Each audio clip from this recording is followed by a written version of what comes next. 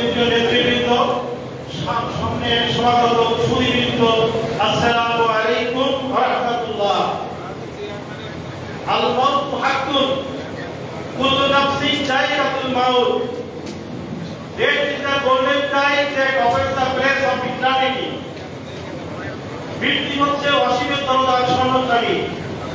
তারই ধারাবাহিকতায় আমাদের নেতা, আমাদের আদর্শ মরহুম শহীদ প্রেসিডেন্ট জিয়াউর রহমান পরপরে ডাক পেয়ে আমাদের দিকে উনি চলে গিয়েছেন। সকলকেই মারা যেতে হবে, সকলকেই মরতে হবে। সকল মৃত্যু কিন্তু মৃত্যু নয়। কিছু কিছু মৃত্যু আছে আমাদেরকে অনুসরণীয় দৃষ্টান্ত রেখে যায়। ঠিক প্রেসিডেন্ট জিয়াউর রহমান তার মধ্যে অন্যতম। প্রেসিডেন্ট জিয়াউর যখন নাম উচ্চারিত হয় তখন দেখবেন সকলেই বলে শহীদ প্রেসিডেন্ট। তার নামের সাথে শহীদ শব্দটা অলঙ্কৃত হয়ে গিয়েছে। এই জন্য আমরা ওই দলের আদর্শ এবং আমরা করি জিয়া পরিষদ, বিএনপির মধ্যে বুদ্ধিজীবী সংগঠন করে আমাদেরকে আমরা দাবি করি। এই জন্য ভাইরা আমার, বিজয় সমাগত, বিজয় আমাদের হাত দিয়ে যাচ্ছে। এই সময় সকলকে ঐক্যবদ্ধ থাকতে হবে। ইউনিটি ইজ স্ট্রংগেস্ট, একতাই শক্তি।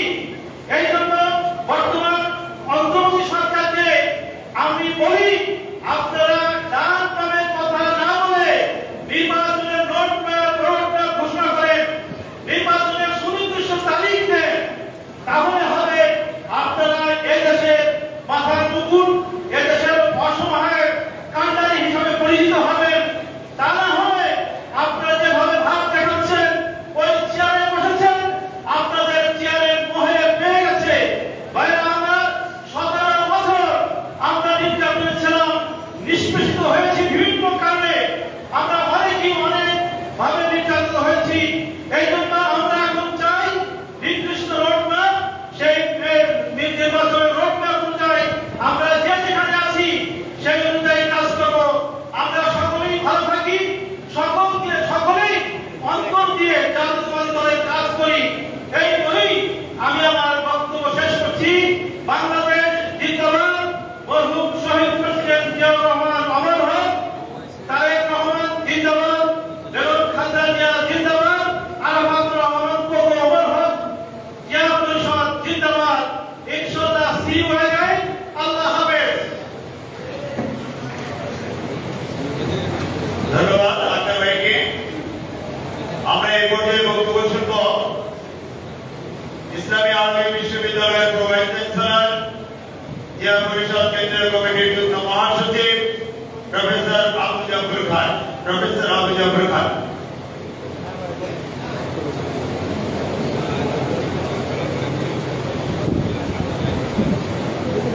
বিসমিল্লাহির রহমানির রহিম।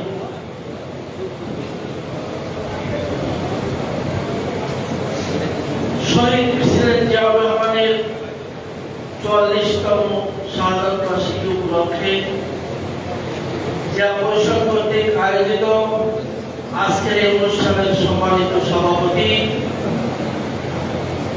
মুক্তিযোদ্ধা professor doctor Shafiqul Islam sir, আজকের এই অনুষ্ঠানে উপস্থিত হবেন বিএনপির স্থায়ী কমিটির সম্মানিত, জাতীয় কমিটির সম্মানিত সদস্য, সাবেক মন্ত্রী,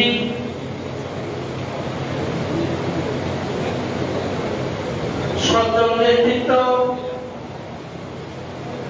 জনাব আমির খসরু মাহমুদ চৌধুরী। ইতিমধ্যেই আমাদের মাঝে উপস্থিত হয়েছেন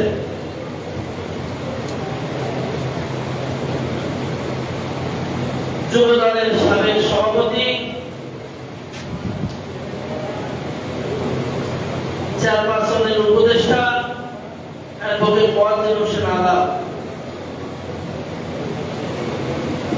পঞ্চভূমিষ্ঠ জিয়া পরিষদের সম্মানিত মহাসচিব প্রফেসর ডক্টর ইমতাজ স্যার সহ অন্যান্য আলোচকবৃন্দ, সম্মানিত মেহমানবৃন্দ, সুপ্রিয় উপস্থিতি এবং বাংলাদেশের বিভিন্ন ইউনিট থেকে আসা নেতৃবৃন্দ এবং বিভিন্ন ইউনিট থেকে আসা আমাদের একনিষ্ঠ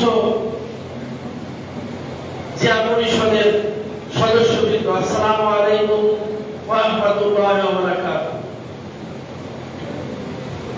সম্মানিত উপস্থিতি, বাংলাদেশের অস্তিত্বের সাথে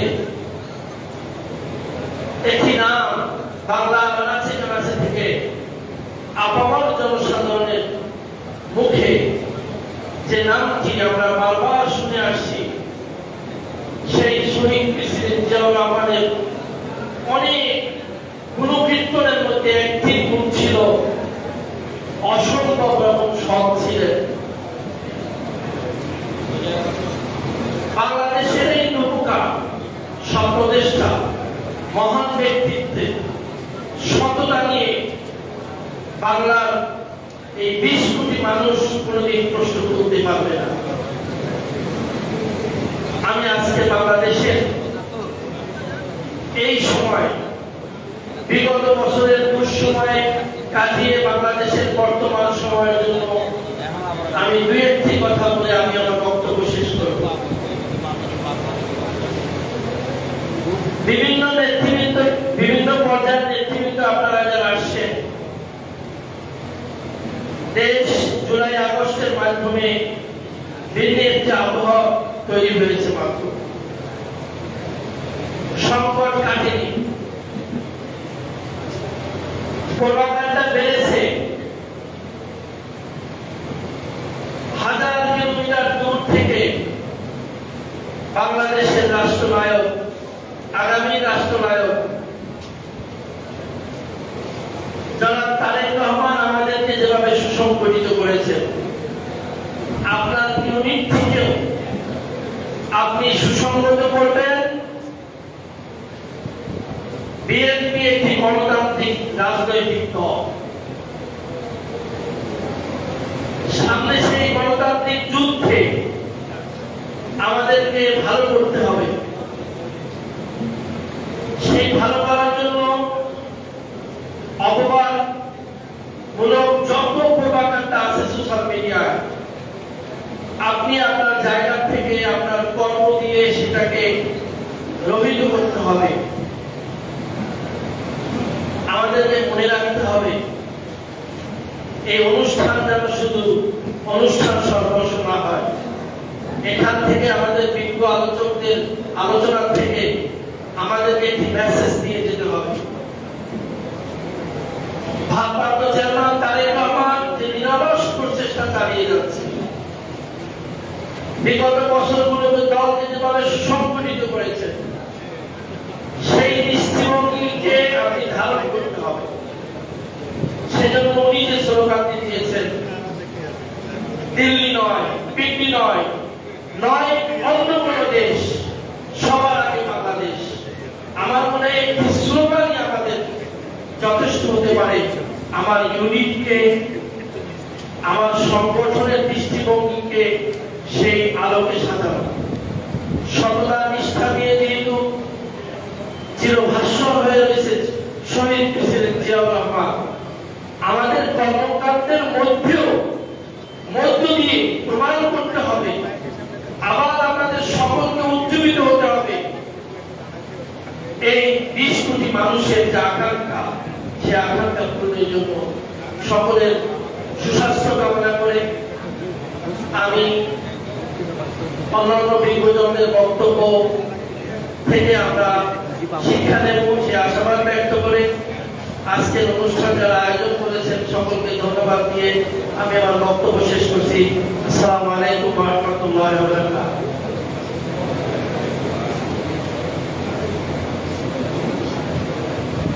ধন্যবাদ। সম্মানিত উপস্থিতি, গাজীপুর জেলা জিয়া পরিষদের সংগ্রামী সভাপতি জনাব ইয়াকুব মিয়া, সাধারণ সম্পাদক দুলহান শিকদারের নেতৃত্বে অনেকে এসেছেন, আমরা তাদেরকে ধন্যবাদ জানাই। আমরা এই পর্যায়ে বক্তব্য শুনব জিয়া পরিষদের কেন্দ্রীয় যুগ্ম মহাসচিব ইঞ্জিনিয়ার রুহুল আলম।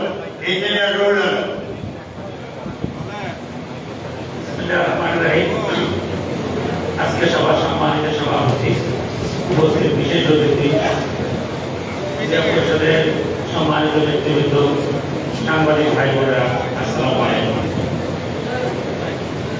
আজকে ক্ষণজন্য পুরুষের বিষয়ে আলোচনা করছি। আমি যখন দশম শ্রেণীতে পড়ি সেই সময় যে শিশুর জন্ম হয়েছে, আজকে সেই শিশুর বয়স 45 বছর। আর এই 45 বছরে তিনি মহান অনেক কীর্তি হয়ে গেছেন। যেমন ওনার বয়স তখন 39 বছর। 1965 সালে পাক ভারত যুদ্ধে উনি গুরুত্বপূর্ণ ভূমিকা রাখেন এবং উনি সেই সময় পাকিস্তানের দ্বিতীয় সর্বোচ্চ সামরিক খেতাবে ভূষিত হন, যার নাম ছিল হেরানি জুরা। ওনার বয়স যখন 35 বছর, উনি ওনার কমান্ডারকে জান্তুয়াকে হত্যা করেন এবং উনি ওনার বাহিনী সহ বিদ্রোহ ঘোষণা করেন এবং দেশের স্বাধীনতা ঘোষণা করেন। ওনার বয়স যখন 39 বছর, সিপাহী জনতার বিপ্লবের সময়ে সারা দেশের মানুষ কোনো অভিভাবক যখন পাচ্ছিল না, তখন তাকে ডেকে নিয়ে আসেন। উনি তখন ওনার ক্রম ছিল সামরিক আইন প্রশাসক, উনি ছিলেন উপসামরিক আইন প্রশাসক। ওনার উপরেও আরো দুজন অফিসার ছিলেন। তার আন্ডারে উনি ওনার কর্মকাণ্ড করেন। 1977 সালে উনি হানা ভোট করেন এবং 19 দফা কর্মসূচি গ্রহণ করেন। উনি 1981 সালে এক ষড়যন্ত্রের মাধ্যমে ওনার জীবনাবসান হয়। এক মহাচক্রান্ত। কারণ আমরা সবসময় জেনেছি এবং সবাই বলতেন জিয়াউর রহমান যদি বেঁচে থাকতেন এই দেশ মালয়েশিয়া হতো, দেশ সিঙ্গাপুর হতো। এবং এই ষড়যন্ত্র অব্যাহত থেকেছে। এই এরশাদ এই ভারতের দালাল ছিল, 9 বছর তার শরীর শাসন পরিচালনা করেছিলেন। এবং দেশনেত্রী বেগম খালেদা জিয়া 1982 সালের জানুয়ারি মাসে বিএনপির সদস্য গ্রহণ করেন এবং স্বৈরাচার বিরোধী আন্দোলনের মাধ্যমে এই এরশাদের পতন ঘটান। একটি সুন্দর একটি রাষ্ট্র ব্যবস্থা পরিচালিত হচ্ছিল। সর্বসময় এর বিরুদ্ধে ষড়যন্ত্র চলেছে এবং এখনো ষড়যন্ত্র চলছে। একজন বলছেন এক দল নাকি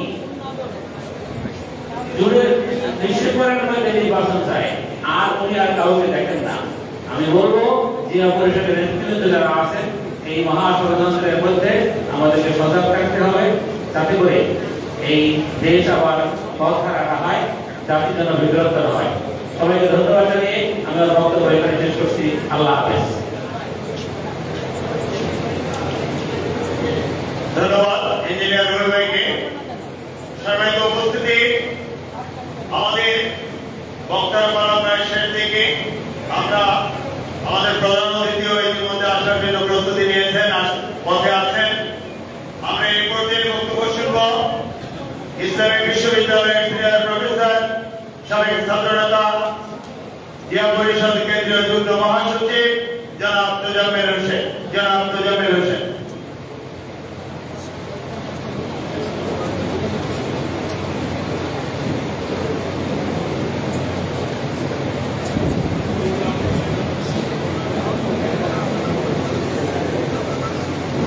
বিসমিল্লাহির রহমানির রহিম। জিয়া পরিষদ কেন্দ্রীয় কমিটি কর্তৃক আয়োজিত বাংলাদেশের রাখালতা হিসেবে পরিচিত শহীদ প্রেসিডেন্ট জিয়াউর রহমানের জন্মতম শাহাদত বার্ষিকী উদযাপন উপলক্ষে আজকে এই আলোচনা সভার সম্মানিত সভাপতি, আমার এক সময়কার কলেজের সহকর্মী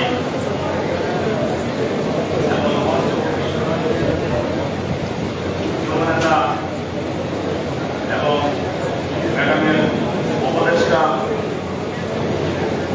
যিনি নেতৃত্ব সৈয়দ মোয়াল্লেম হোসেন আলম ভাই এবং মঞ্চে আরো অনেক অতিথি উপস্থিত রয়েছেন। আজকের অনুষ্ঠানের সঞ্চালক এবং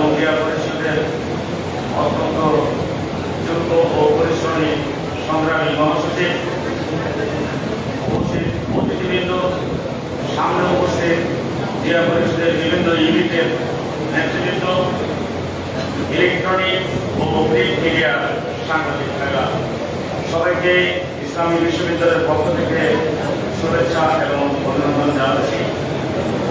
আলোচনা অনেক হয়েছে, আসলে খুব বেশি আলোচনা করবার সুযোগ এবং সময় নেই। আমি অল্প একটি কথা বলে শেষ করব।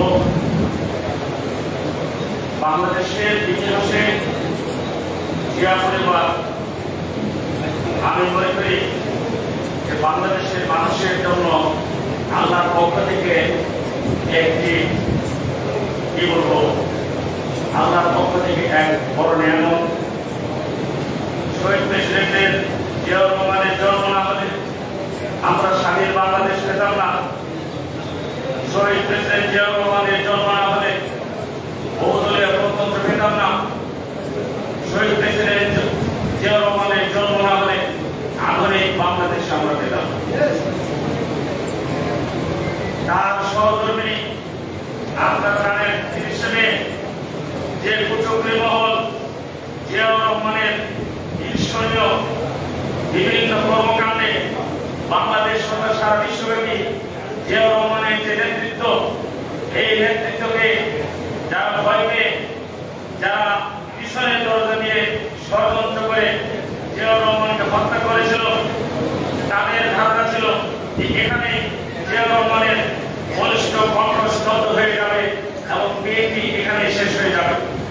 কিন্তু এদেশের জনগণ সেটি হতে দেয়নি।